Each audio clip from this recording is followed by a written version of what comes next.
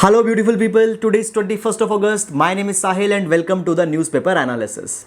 Now, guys, first of all, before taking the newspaper analysis, we will take some content for the GS folder. And today we will be taking some contents useful for the GS paper number 4 ethics. Now, guys, today we will discuss the concept of the moral myopia. Now, many times, particularly into the case study section, you are given a situation when a person is into a kind of an ethical situation and he is considering or giving a justification for an unethical work. For example, you are struck into a situation where a father is justifying the act of giving dowry as a gift from the father to the daughter, and the father doesn't finds anything wrong into this particular thing. Even the daughter is not finding anything wrong into this particular thing. So what is this particular kind of behavior? It is called as the moral myopia, where people are unable to see clearly the ethical implication of the task that they are doing. So if ever you are coming across through this kind of situation, you can use this terminology as the person is suffering with the moral myopia. Then, guys, many a times such problem becomes even worse. Even people justify that kind of even very grave unethical behavior. For example, honor killings are justified into the names of customs, tradition. The discrimination is justified into the names of something which is frowned by the nature. So for that particular thing, we go to a much more deeper thing, and there we use the word moral blindness. So into these kind of situation you can use it. Now, apart from the dowry, where the society fixes certain gender roles, fixes certain stereotypes and think that it is fine, that can also be an example of moral myopia. Then justification of segregation can be an example of moral myopia, and if it is being extended, then it can be example of moral blindness. So please use it into your answers. And now, taking the newspaper analysis. But friends, before that, whatever things we are discussing here, I am providing the PDF notes of everything into the Telegram channel. So if you don't waste time writing that thing, you can access the note. The link for the Telegram has been given into our description. Now friends, first of all, let's take the overview of the entire paper first. Now guys, here you can see that the entire Supreme Court versus Prashant Bhushan issue is coming on. However, we have enough of discussed it. Now into this particular article, Supreme Court had said that we will reconsider giving him punishment if he gives an apology. So that is issue is going on. However, other things are not important for our exam. Then guys, here you can see that the flooding into the Gurugram was witnessed a few days back. So here the entire topic of urban flooding we will be seeing with the excuse of this article. Then guys, moving forward, the regional news etc. has been mentioned. Now here it has been mentioned that Delhi might be moving towards the herd immunity.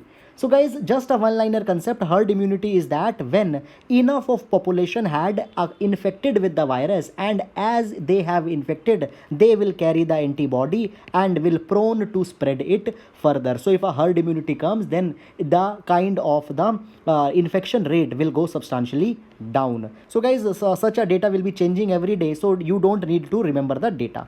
Then guys, moving forward, other regional news have been there, not at all important for our exam.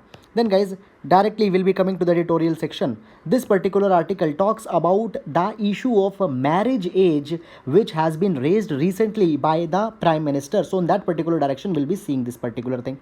Then guys, this article talks about the recently National Recruitment Agency which has been established. So yesterday, into much elaborate way already we had seen this thing. So it is just talking on to the same repetition thing. Then guys, this particular article talks about the politics of nativism. However guys, much more effectively on 19th of August at this particular timestamp, I have already taken it, where I have also discussed it with the help of the 2011 census and various other exam specific points I have taken it. Then guys, this article talks about the leaders, the need of a leader into the present times. Now guys, with respect to the UPSC, the article is not relevant. However, the writing style is very good. So with respect to the writing style, if you want, you can read this particular article. Then guys, moving forward, this article talks about the menstrual leave, a very important topic. Directly a question can be asked on to this particular thing. Then technology as an enabler, guys, very good 2-3 points have been given here which you can directly utilize. Then moving forward, here Namat Basai program has been mentioned, so we'll see how we can use it into our answers and what it is. Then guys, here moving forward, you can see only the regional news. Now guys, see Sputnik 5, it will be made available to Indians. Now just for a reference, we can see one thing. Now Sputnik 5 is the drug of COVID that has been prepared by the Russia. Now guys, into the last few days, the topic or the terminology of vaccine nationalism has been utilized. So vaccine nationalism means that countries might not be giving their vaccine to the other countries, but this is an example that Russia might be not going into the vaccine nationalism, and it is a good thing. So just a one liner, please keep in mind. Then guys, moving forward, here we can see that Swachh Sarvekshan survey has been mentioned, so in that particular direction we'll see certain things. Then guys, just you can quote it into your answers. The private firms in India into the research and development, they employ more women than the government agencies. Who says this thing? This thing is said by the Science and Technology Indicator 2018 report. Who releases it? Department of Science and Technology. So just keep it in mind as a reference you can quote. Then guys, moving forward, showcase page, not at all important for our exam. Now here Sri Lanka will be drafting new constitution. In that particular direction, we'll see that what was the 19th Constitutional Amendment Act and what are the issues. Then guys, here slowdown into the agriculture sector or the slowdown into the rural economy has been talked. So we'll see what has happened. Then guys, other corporate related news not important for our exam, and sports page also there is nothing. So that's it, and let's take the newspaper analysis now in detail. Now friends, taking up the first news. So here you can see certain pictures. The first picture here, it is from Delhi, where a bus has been completely submerged. And the second picture, this is from Gurugram, where an underpass has been completely submerged. Now guys, by this particular pictures, we can see a very important concept of the urban flooding. In GS paper number 3, disaster management, urban flooding is a kind of a disaster. Even a question has been asked into the UPSC on these lines, and even into the coming times also a question onto the urban flooding can be asked. Why? Because if you see here, then this is the urban flood map, and here you can see that majority of urban centers, metropolitans, state capitals, they are vulnerable to the urban flooding, and every year such phenomena is recurring. So therefore guys, seeing the issues with respect to the urban flooding.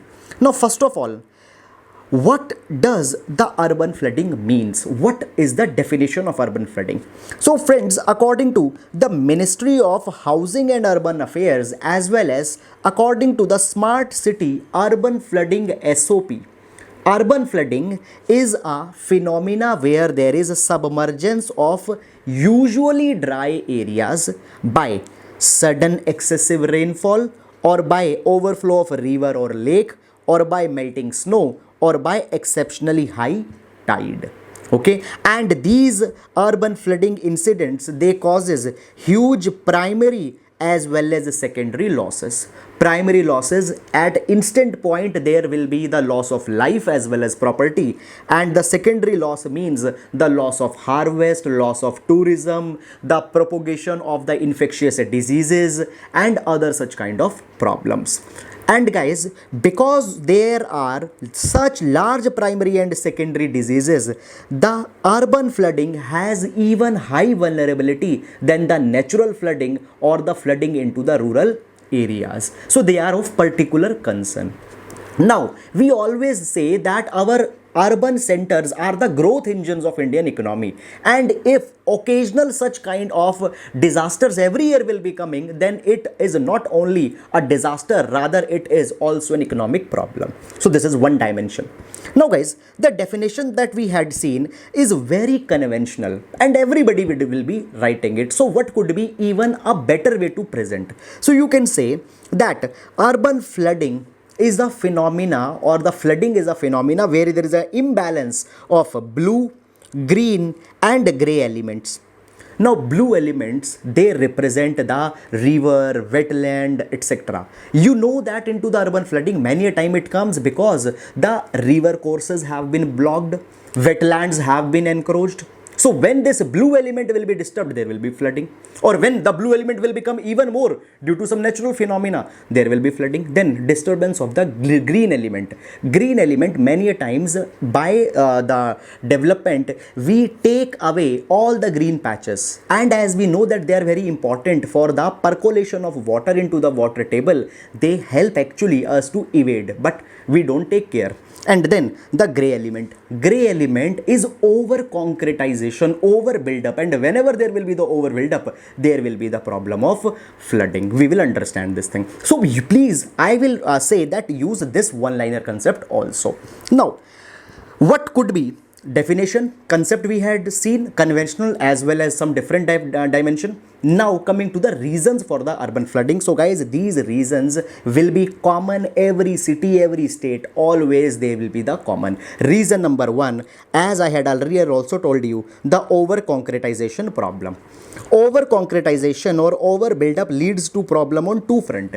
Number one, it prevents the percolation of water into the water table, and therefore even if for a short duration there will be rain, a large number of water will be accumulated. And second is that because of this over concretization, water flows very fastly, there is a frictionless movement, and in very short period the water from all the regions it will get accumulated at the low lying areas. And if you see the pictures here you can see that the low lying areas, the underpasses have been submerged.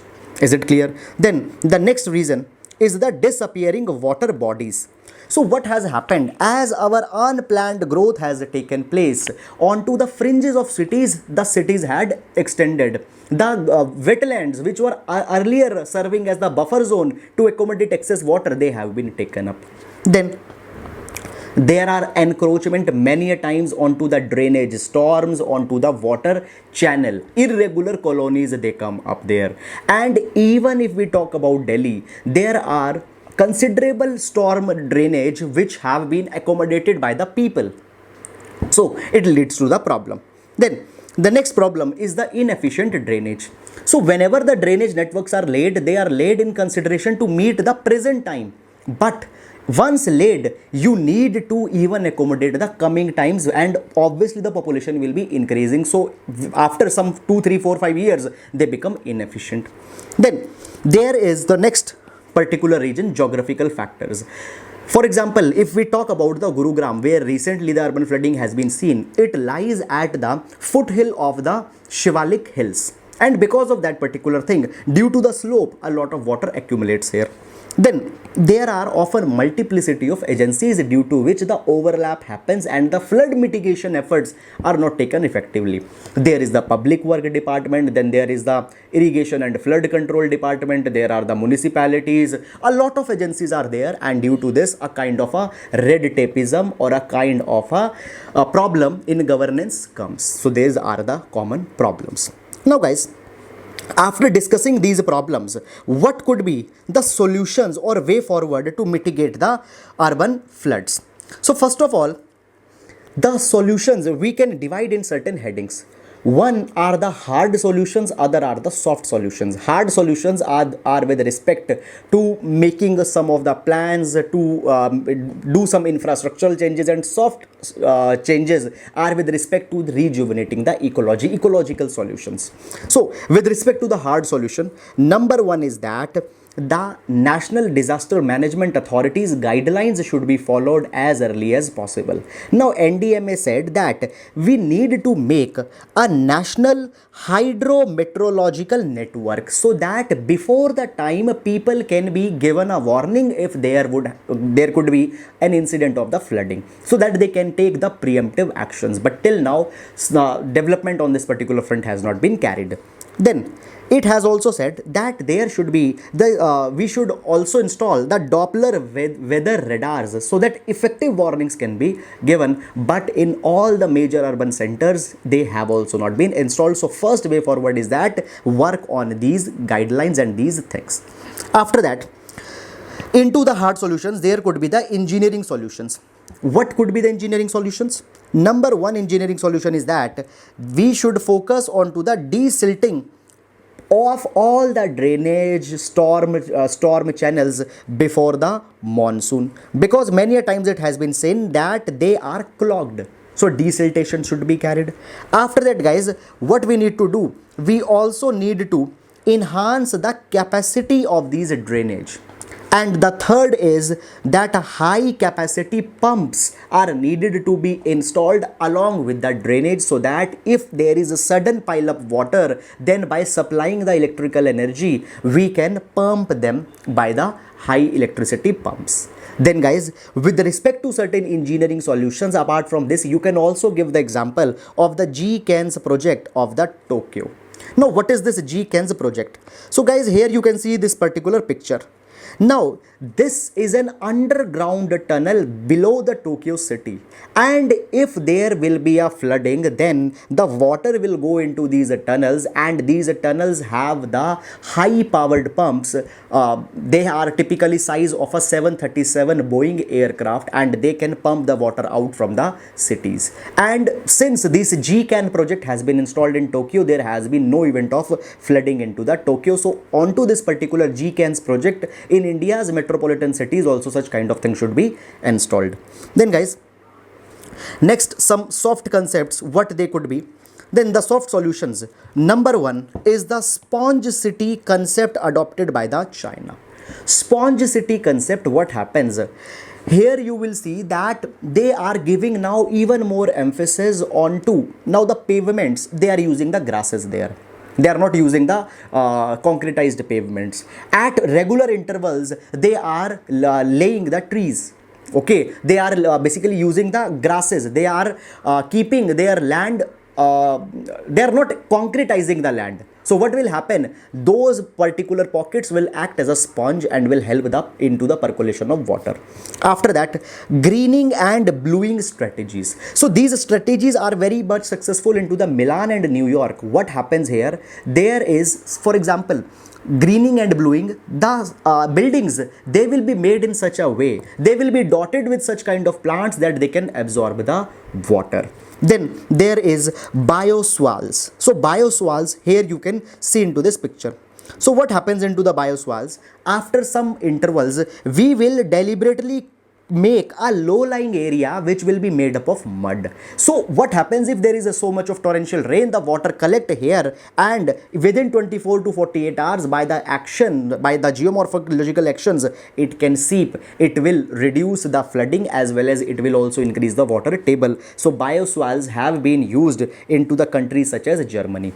Then there are certain conventional ideas. For example, we can use the conventional knowledge. For example, there are Johars which are very famous into the Rajasthan and Haryana. Then there are Baulis in Delhi. So they had acted as the basically infrastructure where the excess water collects, and it helps to prevent flooding as well as it also serves the water need of the people. Then rejuvenation of wetlands is needed to be carried. So guys, these are all the solutions into this particular line, and any question on to this comes, please use this particular concept. So that's it, and now we'll move to the next. Now guys, coming to the editorial section. So into the editorial section, the first article talks about the recent decision that government has talked about, that is increasing the marriage age of the girls.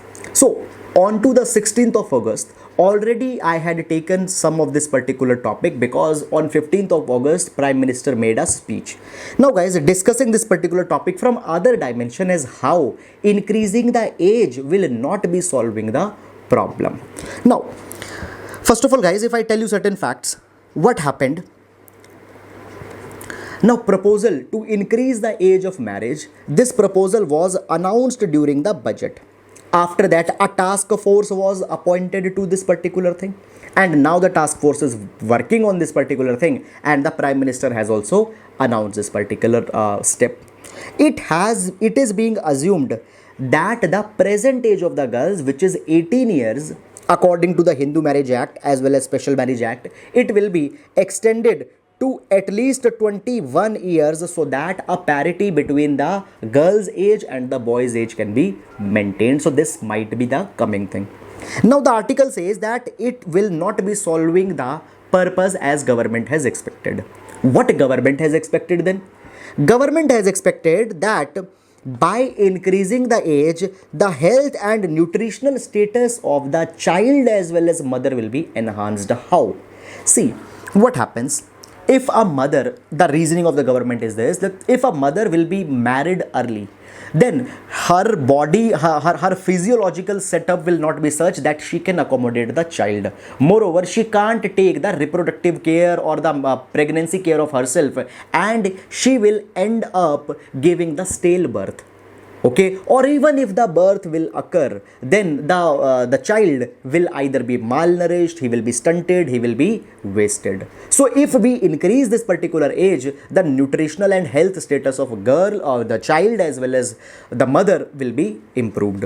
So child often suffers from the child mortality rate is there, they happen to stunted, wasted. Mothers often, if they go into the pregnancy into the early ages, their complications develop, they also die in that particular process. It increases the MMR of our country, and into the same way the IMR also increases because the health of the child is intrinsically associated with the health of the mother. Now guys, it has been said that this particular thing is fine, but a reference of the report has been given here. So the report is the Lancet Child and Adolescent Health Report. It has studied two factors. It has studied the stunting into the child and the thinness into the mothers. It has taken the data from the National Family Health Survey 4, and it has made and it has considered certain factors. So there are three things. There is a report. Report had taken two particular verticals, the vertical of the stunting and the verticals of the thinness. And it had said that there are certain factors which lead to such stunting and such thinness. What are these factors? Childbearing age, education level, living condition, health condition, decision making. So because of all these things, these two problems occur. Now, the government is increasing the age, so it is working onto the notion of the childbearing age. It wants to enhance that. But according to this particular report, it has been said that the biggest deciding factor into the thinness and to the stunting is the living condition. And living condition is outcome of the poverty. So it says that, see, though there could be the cross-sectional linkages, what is this? They say that there could be a thing that if the women will be married early, her economic condition will not be good because so early into their career they need to go into this particular thing, and then there will be the problems onto the health of the child as well as onto the health of the mother. But this is just a spillover effect because from the very start the women was poor. Mostly the poor women, vulnerable women are there who are prone to the who are prone to these kind of things. Is it clear? Now guys, here it has been said that government, what it is trying to do, it is trying to break the intergenerational cycle of the undernutrition. Intergenerational means mother is malnourished, and because of the mother, child also becomes malnourished. Mother's health is not good, and due to the mother's health, child health will be suffer. And government logic is that all this thing is happening because the mother was or the girl was married into the less age. But it has been said that it is not the complete deciding factor. Rather, what government needs to do, government needs to focus on addressing the poverty of the mother. How they can address the poverty of the mother? By bringing the adequate nutritional program, by giving them the institutional support. For example, through Anganwadis, their development should be focused. Through the midday meals into the school, their nutritional level should be enhanced. So what actually has happened? Government is just trying to bring some cost effective method, just because by bringing the law nothing has to be expenditure will not be there. So you are just shrugging off your responsibility. Rather, you need to work on to other fundamentals. Now guys, it has also been said that in India, we are facing a kind of a population explosion, and by increasing the age, such a population explosion will also be carried. This second logic has been given. Now it has been said that actually population explosion is a myth in our country. Now guys, I have taken the data from the National Family Health Survey 4, and according to this particular data, in India there are more than 20 state and union territory where the fertility rates have been reached below the replacement rate. Replacement rate is considered 2.1. It means that when two people will die, there will be the two child who will replace them. So the population will be stabilized. Below 2.1 or below 2, below 2 is the trend where the population will go down, and majority of 20 states and union territories, it is below the replacement rate. So population explosion is a myth for India, and actually onto the name of population explosion, such a thing can again not be sustained. Are you getting it or not? So therefore guys, it has been said that all actions of the government are just being done into the name of saving the cost, into the name of shrugging of the responsibility, and they will not be bringing any substantial impact. Moreover guys, it will also be doing certain harm. For example, the girls who are into the age bracket of 18 to 21, if you will increase their age, for example, a girl was married at the 19 years. At that point of time, her marriage was legal. Now it extended to 21 years. Obviously, what is the status of her marriage? The status that marriage will be illegalized, and if at that point of time that women suffers some domestic abuse, some other things, a large number of legal protections will not be applicable which are applicable to the married women. So it is a kind of a thing which will not be having that much of impact. So guys, if a question comes onto the negative side, you can write these points. So that's it, and now we'll move to the next topic. Now guys, next topic is with respect to the menstrual leave. Now what has happened, I will give you a background. So just a few days back, Zomato had announced that every month for the 10 days they will be giving the menstrual leave to the women. Now because of this menstrual leave, there are certain kinds of reactions which have came.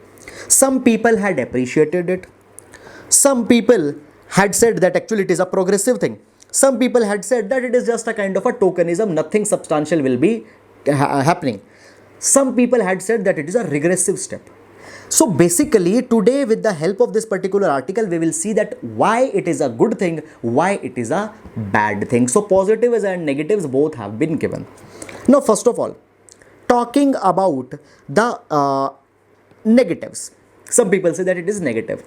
It has been said that by such a particular way, what will happen? There will be the gendering of the workplace. You are increasing the consciousness that actually women are separate.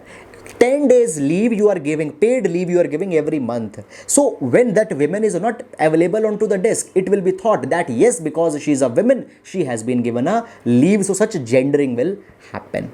Now guys, one extra point I would like to give you. See, there is a nature versus a nurture debate. Keep it in your mind. Nature versus a nurture debate. People who are onto the side of nature, they say that the difference between the men and women are because of the nature. There are biological differences. Whereas a nurture debate, they say that the difference is by the society's outlook. Society has created the difference. Is that clear? So what actually we are doing? By bringing the nature, menstrual thing is given by the nature. By bringing the nature, you are enhancing the nurturing stereotype. You are more nurturing that women, they need some special kind of care. So actually it will not be making any good thing. It will even enhance the stereotype. A biological determinism will be created. It means that every month for 5, 6, 7, 8 days, women are weak. Is that clear? Then the next reason is said here that why anyhow a separate kind of leave has been created. Why not only you have extended the medical leave, and medical leave for that particular reason should have given to everybody, to male, to the female. Because if a woman is experiencing some kind of uneasiness, she could have resorted it. Why you are making a very clear realization that we are giving you? So basically this is nothing good. Are you getting it or not? Now, on to the other hand, we will see certain arguments that why such a thing will be having a good impact. First of all, guys, it has been said that a workplace cannot be created on one size fit all policy. We need to appreciate that special needs also have a place. Even in equality, we talk about the special needs. So therefore, right of workers are talked about. And through a long, glorious revolution, a large number of rights for the workers have been won. And this particular thing is also a new right for the women workers. So he said it is not actually something very retrograde. So menstrual leave is also an achievement. We should celebrate it. Is it clear? Second argument has been said here that see, we also make a ramp into the workplace for the people who are disabled. Why ramps are being built? Ramps are being built so that every place is accessible to them also, and a kind of an equality comes. So by that logic, you can also say that making the ramp for the disabled people is also a realization to the disabled people that yes, you are disabled. But no, that is not the thing. In order to make it more accommodative, we give that particular thing. So it has been said that, will you say that when making the ramps, you are again also imposing a kind of a determinism, biological determinism, that nature had made you weak and now we are helping you? No, we don't say that thing. So it is a kind of a recognition of a special need, and it is a something progressive. So two arguments on both sides. Now coming to the next negative argument. So guys, it has been said that rather than going on this particular thing, what should have been done on to the societal level, the sensitization for the sanitary pads, the menstrual hygiene, need of toilet for the girls, this particular thing should have been propagated more. Even today, according to the United Nations, 20% girls drop the school education before reaching the puberty. Why? Because they know that there are not the safe toilets. So here the focus should be there rather than giving some kind of a tokenism. Is it clear? Then guys, next after that one argument is more that what has happened. Now we are talking that women are equal, women should be given rights in every field. And if you remember, if you are following regularly, few days back we had discussed the permanent commission that has been given to the women. Women now are wanting that they should be given the combat role, the fighting roles should be given, they should command a unit, they should command a battalion. How they will do that particular thing if they are being given the menstrual leave? If out of 30 days, 10 days they are onto the leave, even the acceptance will not be coming. So they say that on one hand we are fighting for equality, or one hand you are showing us handicapped. So this is the one argument. Then guys, next argument is that Hindu to this, they said that not only this menstrual leave argument is wrong, even government gave the maternity leave. If you remember that maternity leave, if a woman is pregnant, she can get the leaves. That argument is also wrong. Why? Because again, why only maternal leave you are talking? Also talk about the paternal leave. And why maternal and paternal? Talk about the parental leave. Is it clear? So this argument has been given. Then guys, coming to the next side. On to the next side, it has been said that the leave, maternal leave, menstrual leave, it is nothing new. From very long in Bihar already it is being done. Since 1990s, women in Bihar's government job, they are receiving the menstrual leave. And when it was asked from those women that what benefit you reached, they were very positive for that particular thing. And a question also asked that do you face some more discrimination? They said that earlier also we were facing the discrimination. See, discrimination is not like that now only discrimination comes. The person who discriminates, he need excuses. And even before this also he might be having 10-15 excuses. So it is actually not making any impact. So it has been again said here that it is something good. Then guys, one more negative. It has been said that because of this particular thing, what will happen? The doors for the women in employment will be shut down, because if everybody want to give 33% days off, 10 days off, or even 5-6 days off, it is a kind of a economic loss.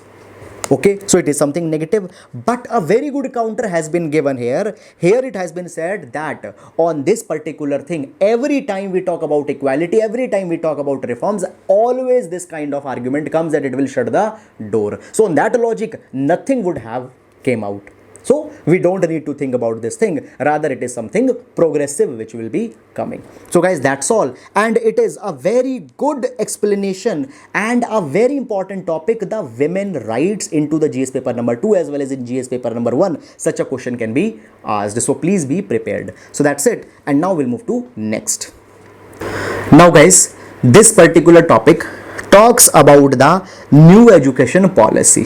Fine. Now see, I'll give you some background. See what happens whenever we talk about bringing some education, technological reform in education.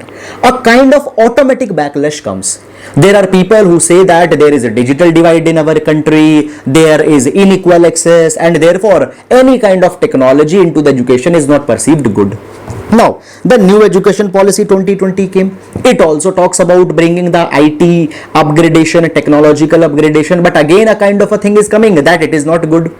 So this particular article is throwing light that no, it will not be the case. And some 2 points, some actually 2 lines have been given. I will tell you here and please write it that into the question. It will give a very good impression. Now see this thing.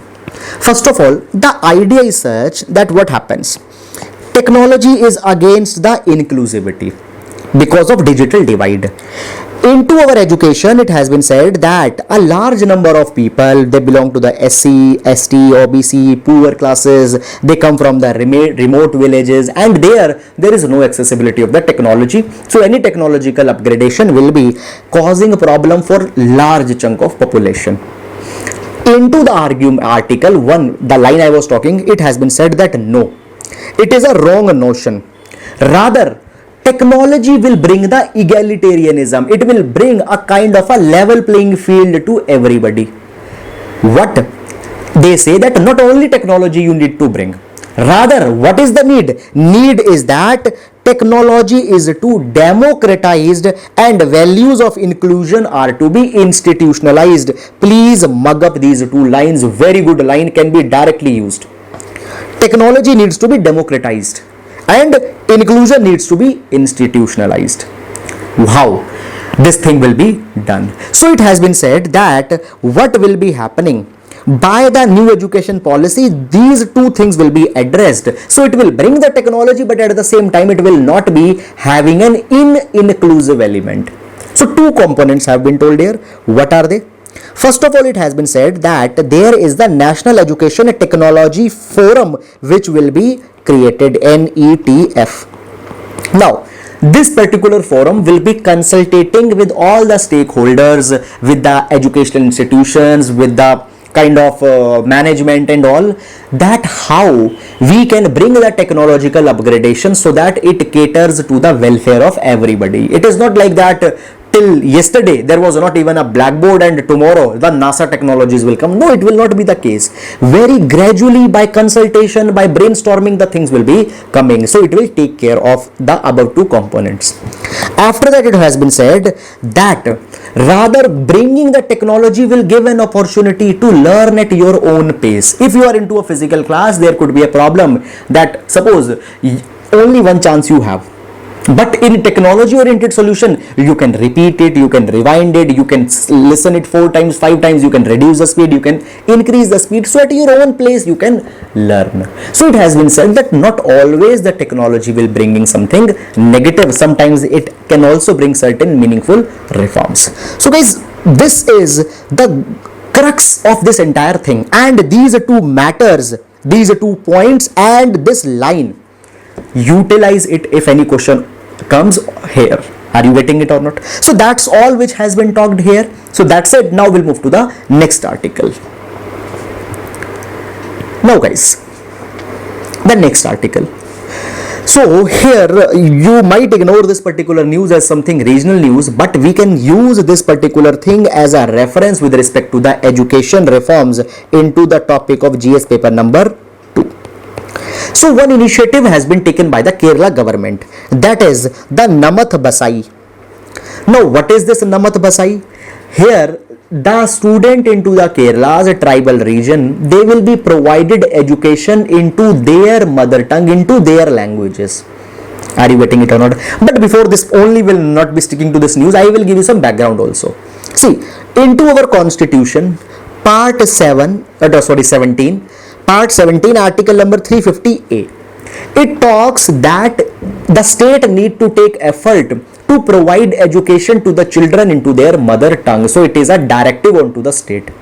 Is it clear? After that, new education policy 2020 also talks that up to grade 5 or if possible up to grade 8, the children should be given education into their mother tongue. So there are two documents which are talking about this thing, and the Kerala's Namat Basai initiative will be helping to achieve both of these initiatives. Now guys, what has happened in Kerala? The Samagra Shiksha Kerala program is going, and under Samagra Shiksha Kerala program, free laptops have been given to the tribal region, to the people, tribal children, and by the help of these laptops through Namat Basai program, they will now be given also the education. Are you getting it or not? So by this Namat Basai initiative, what has happened? The retention rate, cognitive retention of the children has enhanced. It has been documented. Clear? Now they are learning concepts. They are able to keep the concepts more properly into their mind. After that, dropout rates from the school has been reduced because the students, they themselves have developed the interest into the studies. Then thirdly, a new verve or a new flavor into education has came, and because of this new flavor, now a large number of demographic benefits will be coming. And guys, the most important benefit will also be coming, and we often ignore this thing. See, as the local languages need to be used, the tribal languages need to be used, obviously you need to hire the staff also from that community only. So it will also create the employment for the people who are having such kind of language skills. Fine guys, so this is all. We can give the reference of the Kerala as a case study. It will give authenticity to your answers. Now guys, for the prelims also, some tribes have been mentioned into the article. So the Irula tribe, Mundak tribe and Kurumba tribe. So these tribes have been mentioned. All these tribes are found into the Kerala, because earlier in UPSC prelims question has been asked that on one hand there are the tribes, other hand there are the region. You need to match them. So there you can utilize it. So that's it. Now we'll move to next. Now friends, in this particular article, the Swachh Sarvekshan survey report has been mentioned, as the Swachh Sarvekshan 2020 report has just come. And into this particular report, Indore has been declared as the cleanest city. Now guys, with respect to such thing, a question can be asked into the prelims. So what all about the Swachh Sarvekshan survey? Now guys, Ministry of Housing and Urban Affairs is the nodal agency which conducts the Swachh Sarvekshan survey, and this particular survey is the world's largest survey. In this year's survey, 1.8 crore citizens participated. They gave their inputs, and not only for the prelims, you can also see that this also shows an example of the representative democracy, where people are involved into the governance as well as decision making. So as the people's consensus is being talked about, it is an example of that thing also. Then guys, MOHUA is a nodal agency, and along with it, it is actually carried by the Quality Council of India. Now, Quality Council of India, it is an autonomous organization where the members of both private sector as well as from government are there, and it has been instituted to see the quality is being abided into our country. Since 1991 liberalization, a lot of economic spheres, a lot of liberalization has been given, but quality should not be compromised. So it is seen by the QCI. Is it clear? Earlier on QCI also the question has been asked. Please keep in your mind. Now guys, this Swachh Sarvekshan 2020, it is the 5th edition. Okay, and basically the result comes onto the basis of evaluation. See, every state, every city, they will carry their evaluation every month. That evaluation will be uploaded onto the Swachh Bharat Mission Urban Management Information System. Not that much important. And from there, the data will be taken and the cities are given the rank. Are you getting? Now guys, the cities, they are divided in two categories. One are the below cities 1 lakh population and the cities above or the cities more than 1 lakh population and the cities less than 1 lakh population, and Indore is into this particular category, that is the cities with more than 1 lakh population. Now when we talk about the cities less than 1 lakh population, there Karad in Maharashtra has been elected as the most cleanest city. Now guys, one more thing, Chhattisgarh has been selected as the cleanest state because 100 plus cities of Chhattisgarh, 100 plus principalities have been included here. Is it clear or not? Now guys, into this particular thing, there is the weightage of different segments which have been given, and when we talk about the weightage, the 60% weightage has been given to the waste processing. Earlier, this weightage was less. Why I am telling you? Because guys, often it has been said, earlier it was nearly 16 to 18%. Now it is 66%.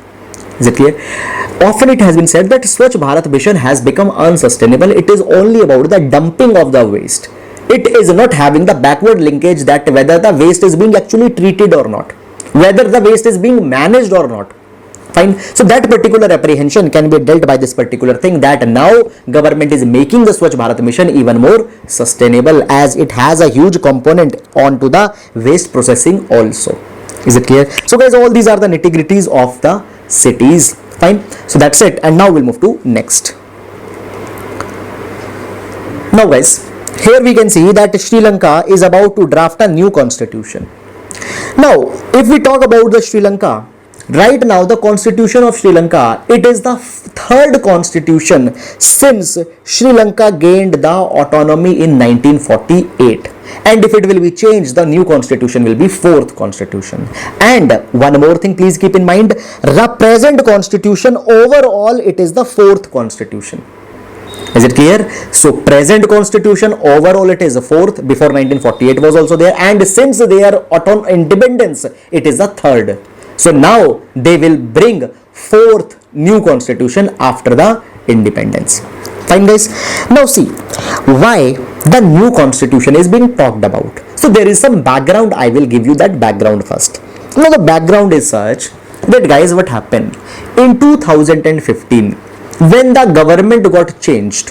Fine, Maithripala Sirisena, he became the new president, and when he became, before becoming the president, he promised that I will bring a constitutional amendment act, and by this particular constitutional amendment act, what I will do, I will reduce the powers of the presidentship. Executive presidency's power will be reduced. That was the promise he made.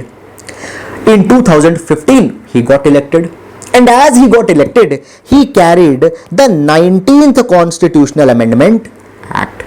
Now this 19th Constitutional Amendment Act reduced the powers of the president, the powers of the executive substantially. Is it clear? Now guys, see, there is also a background.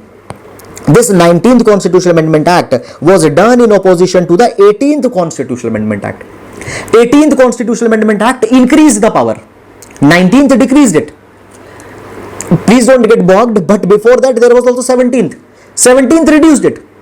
So 17th reduced, 18th increased, 19th again reduced, and now the new government had said, and they said that we will be putting in, हम लोग क्या करेंगे, constitution ही बदल देंगे. So they are saying that we will change the constitution, and they want to again increase the power. Is it clear? So I hope that now the background is clear. So what actually was the contents of the 19th Constitutional Amendment Act, because of which now the constitution is being changed? I will give you some background on that also. So as I told that it dilutes the executive presidency. Fine. Now the Sirisena, he came with the promise of this only, that I will reduce the power. What he did, he made a new constitutional council. This new constitutional council has substantial power onto the election commission, finance commission, human right commission, etc. Are you getting it or not? Moreover, constitutional council also shares certain of the powers of the president. Secondly, what has been done? The prime minister and president, they have been given a kind of a parity. Prime minister has also been given some powers, and president's power on the prime minister have been reduced back. So dual executive has been made. Are you getting it or not? Actually, it has what it is. Suppose earlier this was the case. This was the president. This was the prime minister. It 19th constitution amendment made some this kind of arrangement, and it also imposed a 2-term limit onto the president. But as now the Rajapaksha has came to the power, now the Rajapaksha wants to unwind all this thing. Clear? Mahinda Rajapaksha, he got a decisive victory and he now says that I will bring a new constitution which will be having the motto of one country, one law. Is it clear? Now if you know, into the Sri Lanka, the northern part of the Sri Lanka, there is a substantial population of the Tamilians. And always we have a contention with the Sri Lanka that Sri Lankans, they do a stepdaughterly behavior with the Tamilians living there. Is it clear or not? So many a times India also have raised the point that you please give the good treatment to the Tamilians. So in a way, the new constitution is a kind of an indication that we will be giving a good kind of representation and treatment to the Tamilians also. Therefore, one country, one law. However, till the point the new constitution doesn't comes, we can't actually tell that what will be its content. But please keep in mind that it is being majorly coming because of the 19th Constitutional Amendment Act. So all these are the 19th Constitutional Amendment Act related aspects. So that's it. Now we'll move to the next. Now, the next article, it talks about the economic impact of lockdown onto the agrarian economy. Fine guys, first of all I will give you some background. What happened a few days back, the Prime Minister said that into the rural economy there are the signs of recovery. Okay, but here it has been said that those signs of recovery are misunderstood. They are not actually the signs of recovery. Rather, now the conditions in rural economy is going very bad. So what has happened? It has been said that the consumer demand into the rural areas is very much low. The demand for fuel, electricity and steel has been very much less, and it shows that the people are cash starved into the rural areas. Then rural lending is also very low. If lending is low, it means two things. Either people are resorting, see lending, we can calculate lendings to an extent only of the formal sector. It can mean two things, that people are now resorting to the money lenders and all these kind of things. Secondly, people are not involving into any productive activity. Both are the bad indicators. After that, there are large number of new cases which are coming. Right now there are 2.7 million cases in India, and majority of them are coming from the rural areas. So therefore the health indicators will be going very down, and as we know the capacity of the infrastructure into the rural areas, it might lead to a problem. Then guys, what has happened? It has been said that at the same time government's hand are also tied. Government had already spent so much of money that they can't now stretch their muscle, their fiscal power. If I just tell you the data, guys, every year there is a limit, sanctioned limit, that what fiscal deficit government need to conduct, and 83.2% of that limit has already been reached. Is it clear? So government is in no capacity. So therefore all these things indicate that the condition into the rural India is not very good.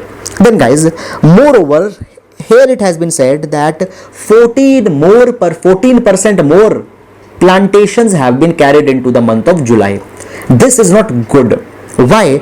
Because guys, 14% more plantations, 14% more sowings, it means that now even more people, even more labor has come into the agriculture sector, and historically our agriculture sector has a problem of disguised unemployment. There are people, our agriculture sector can accommodate 100 people, but already 500 people are there.